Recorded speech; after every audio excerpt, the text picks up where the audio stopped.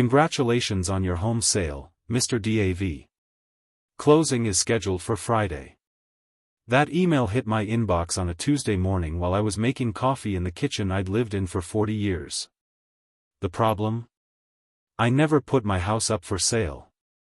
My own children had sold my home without telling me, using legal papers I'd signed out of trust.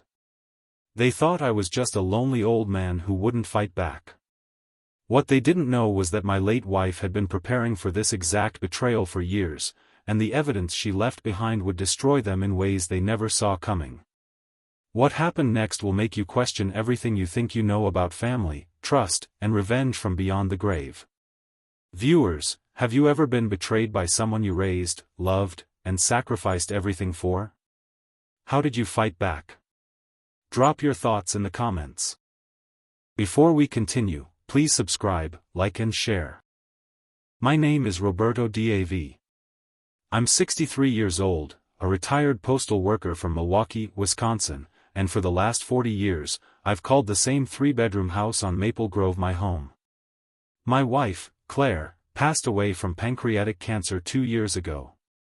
Our children, twins, Amanda and Jason, were 31 now, living their own lives in different states. Amanda was a corporate lawyer in Charlotte, North Carolina. Jason ran what he called a consulting business in Phoenix, Arizona. Or so he claimed. That Tuesday morning in September, I was making coffee when my phone buzzed. An email. The subject line read, "Congratulations on your home sale, closing scheduled." I stared at the screen, my vision blurring at the edges. Sale? What sale? My finger hovered over the email, my heartbeat suddenly loud in my ears. I opened it. The message was from a real estate attorney I'd never heard of, congratulating me on the successful sale of 428 Maple Grove Drive. Closing was set for Friday, 3 days away. The buyer had already wired the deposit. I read it twice. Then 3 times. My house. My home. Sold. But I hadn't sold anything. I called Amanda first, my hands trembling as I dialed. She picked up after 4 rings, her voice crisp and professional. "Dad? Is everything okay? I'm in a meeting." I didn't waste time with pleasantries. "Amanda, did you sell my house?" The silence that followed wasn't confusion. It was guilt, thick and suffocating through the phone line. "Dad, we were going to tell you." My stomach dropped. "Tell me what?" "That you forged my signature? That you sold my home without asking?" She sighed, that patronizing exhale I'd come to recognize over the years. "We didn't forge anything. You signed the power of attorney last year, remember? After your heart scare? Jason and I have been monitoring your finances, and honestly, Dad, you can't keep up with this place anymore. The roof needs work, the plumbing's a disaster." I remembered that day clearly now. Amanda had flown in from Charlotte, insisting it was just a precaution, just paperwork to protect me if something happened. I'd trusted her. I'd signed without reading the fine print. "So you decided to sell it without asking me?" My voice cracked. "We're thinking about your future," she said softly. "You'll move into a nice assisted living facility near Jason in Phoenix. We've already picked one out. You'll love it, Dad. It's got activities, medical staff on site, everything you need." I hung up before she could say another word. My hand was shaking so badly I nearly dropped the phone. I stood in my kitchen, the same kitchen where Claire had made Sunday pancakes for 40 years, where we'd celebrated birthdays and anniversaries, where she'd told me about her diagnosis. I could still see her standing by the stove, spatula in hand, laughing at some joke I'd told. That memory felt like a knife twisting in my chest. I called Jason next. He answered immediately, too cheerful, too casual. "Hey, Dad. What's up?"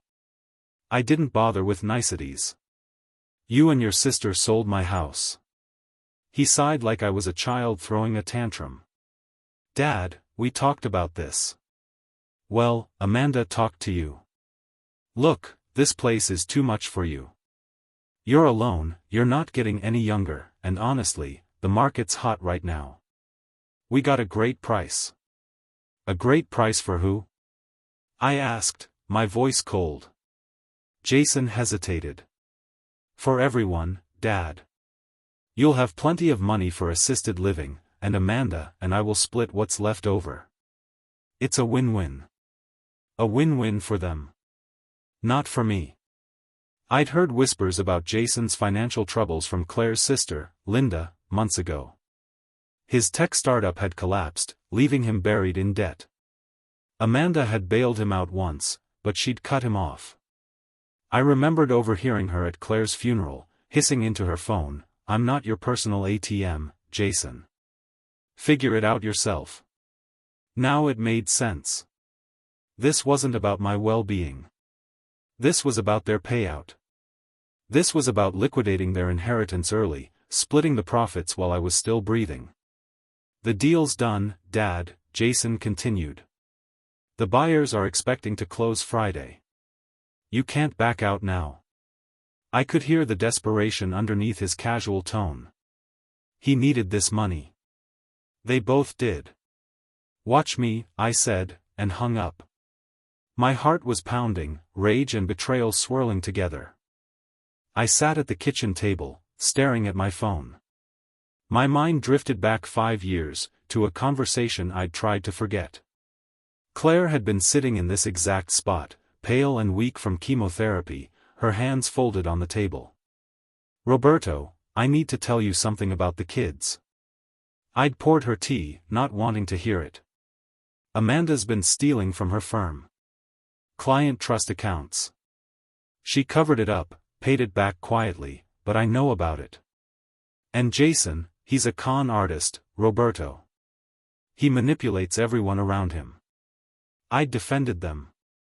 I'd told Claire she was being too harsh, that they were just going through rough patches, that they'd mature. She'd looked at me with those tired, knowing eyes. "You're too good, Roberto.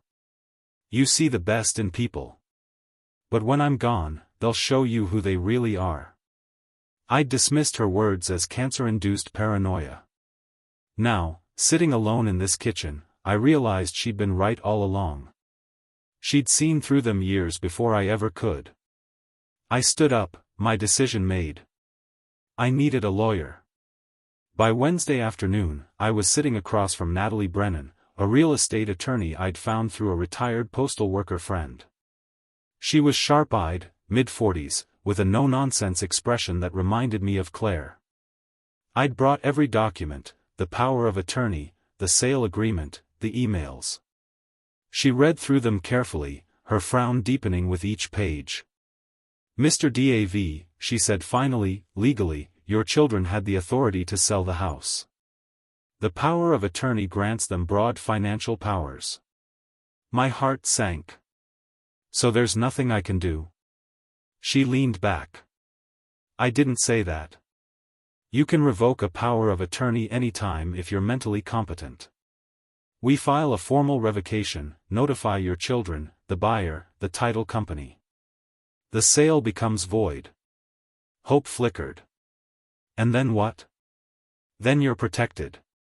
But we need to act fast. Once Friday's closing happens, reversing it becomes much harder." I thought of Amanda and Jason, of the years I'd spent raising them, sacrificing for them.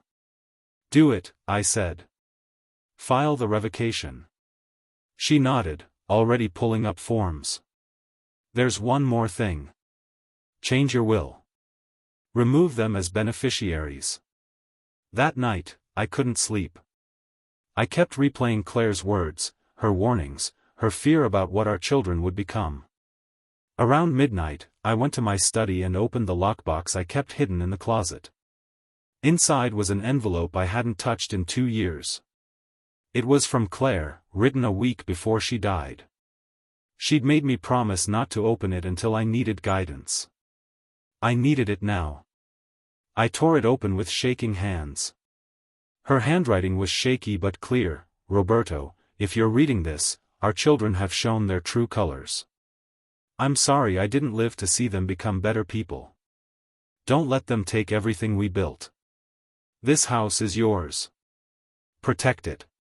There's a safety deposit box at First National Bank. Box 217. Inside is everything you'll need. I prepared for this because I knew it was coming. I love you always. Claire.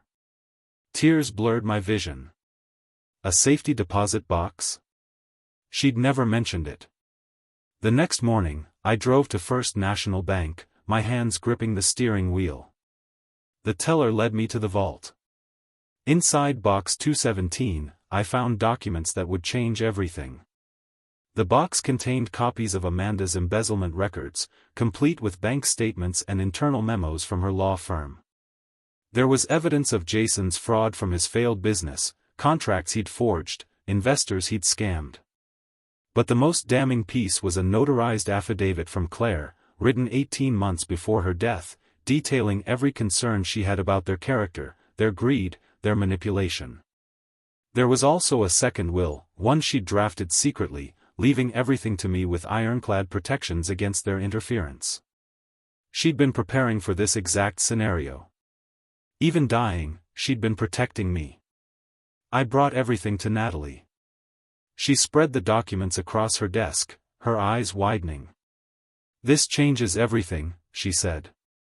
We can void the sale and challenge their power of attorney on grounds of undue influence and bad faith. With this evidence, they could face serious legal consequences. My voice was steady. Will it hold up in court? Absolutely. Your wife documented everything meticulously. I looked at Claire's affidavit, her signature at the bottom. Then file it. All of it. Natalie warned me it would get ugly. I didn't care. The hearing was scheduled for Monday. By then, Amanda's law firm had caught wind of the resurfaced embezzlement case. They'd placed her on administrative leave pending investigation. Jason's creditors, seeing the court filings, started calling in his debts. In court, they sat across the aisle with their attorney, their faces pale and drawn.